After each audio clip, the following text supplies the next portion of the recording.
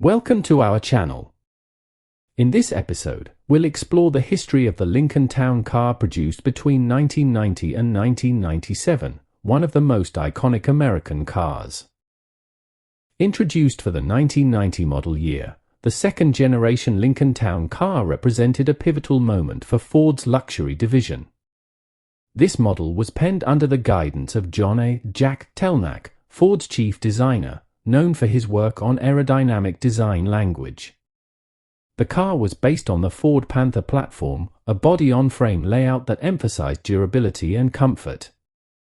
While its predecessor had been dominated by sharp lines and 1980s formalism, the 1990 redesign brought smoother contours, rounded edges, and a notably more aerodynamic silhouette, which improved both fuel economy and wind noise isolation. This evolution in styling managed to retain the car's imposing road presence while gently ushering it into a new decade. The second generation remained in production from October 1989 to August 1997, assembled primarily in Wixom, Michigan, and over 1.5 million units were produced during this span. Weighing in at approximately 4,050 to 4,300 pounds, 1,837 to 1,950 kilograms. Depending on trim and equipment, the Town Car was no lightweight, yet its mass was an essential part of the comfort and safety equation it delivered. A major facelift arrived for the 1995 model year, marking a noticeable shift in exterior and interior refinement. Lincoln introduced a more integrated front fascia, rounded-off headlamps with clear lenses, a new grille design that appeared more fluid and sophisticated, and slightly revised tail lamps. Inside, the dashboard was reworked for better ergonomics, soft-touch materials became more prevalent, and new trim options updated the overall cabin feel. While mechanically similar, this facelift brought the Town Car in line with mid-90s expectations for luxury refinement without altering its core identity. Unlike many luxury competitors that offered coupes, wagons, or even sportier variants, the Town Car remained loyal to its full-size, four-door sedan configuration throughout its production. This singular approach underscored its role as a traditional luxury cruiser and made it a favorite for livery and limousine conversions. The model range offered distinct trims, each tailored to different clientele. The Executive Series was targeted toward fleet buyers and private owners looking for basic luxury. Moving up, the Signature Series added wood-grain interior accents, premium leather seating, and more extensive power features. At the top, the Cartier series stood out with embroidered seats, unique badging, upgraded audio systems, and finer materials. As years progressed, trim content was refined. The 1995 facelift, for instance, brought updated upholstery patterns, improved sound insulation, and more ergonomic switchgear across all variants. Special editions such as the Jack Nicklaus Signature Series, which featured distinctive green and gold accents and custom embroidery, and the Spinnaker Edition, inspired by nautical themes with two-tone paint and lighter interior trim, further diversified the lineup. These weren't just cosmetic tweaks, they helped position the Town Car as a personal statement in a market increasingly dominated by conformity. From 1990 onward, the Town Car transitioned away from the older Windsor V8 in favor of Ford's new 4.6L SOHC modular V8, a more modern, smoother, and cleaner engine.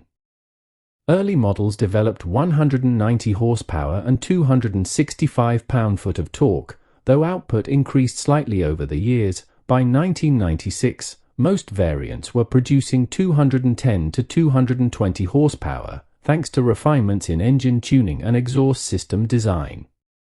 All engines were paired with Ford's reliable four-speed automatic transmission AOD and later AODE for R70W, which offered a buttery smooth drive rather than any sense of urgency. Performance was never a focus. Instead, the 4.6L V8 was tuned for quiet operation and low-end torque, ideal for highway cruising.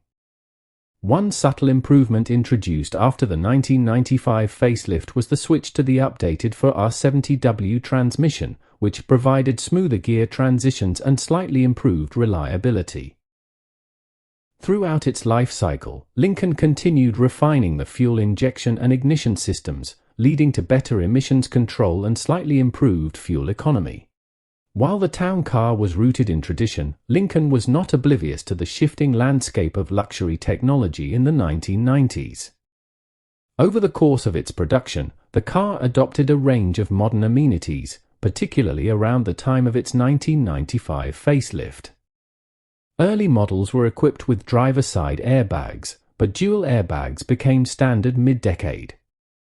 Electronic traction control debuted on higher trims, helping manage the car's power delivery in slippery conditions. Keyless entry with Lincoln's signature numeric keypad on the driver's door was standard on most trims and became a defining convenience feature. Interior upgrades were equally significant. As part of the facelift, the instrument cluster was redesigned with clearer digital displays, while the FAC controls and seat adjustment buttons were made more intuitive.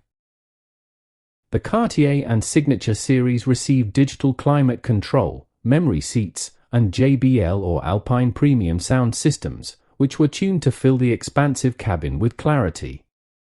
Heated mirrors, power-adjustable pedals, in later years, and an automatic headlamp system contributed to the town car's quietly tech-savvy character, even as it remained visually conservative.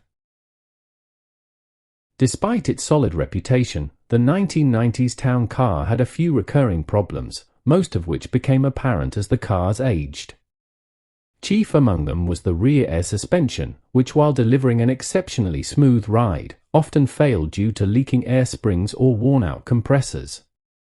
Many owners opted to convert to traditional coil springs to avoid ongoing maintenance costs.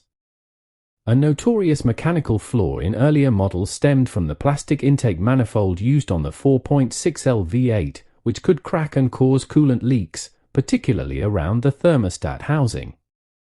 Ford updated the design around 1996, incorporating a metal crossover to address the issue, but earlier units remained susceptible. Electrical gremlins were not uncommon. Window regulators, door lock actuators, and digital climate control panels could fail intermittently. The digital dashboard displays in higher trims were also prone to dimming or flickering. While these issues rarely stranded owners, they could be frustrating, especially given the town car's image of luxury. On the drivetrain side, the AODE and 4R70W transmissions were generally robust but could develop shift flares or slipping in high-mileage examples, particularly when routine maintenance like fluid changes was neglected. Additionally, rust was an occasional concern around wheel arches, door bottoms, and trunk edges, especially in northern states where road salt was common. The 1990s Lincoln Town Car was not built to chase trends, it was built to outlast them. In a world increasingly focused on sportiness, minimalism, and global styling cues, the Town Car stood firm as a symbol of American luxury, long, soft, spacious, and quietly confident. Whether used as a personal luxury sedan, a fleet workhorse, or a limousine platform, it exuded presence and dignity. What truly set it apart was not just its physical size or V8 power, but its philosophy, luxury as serenity.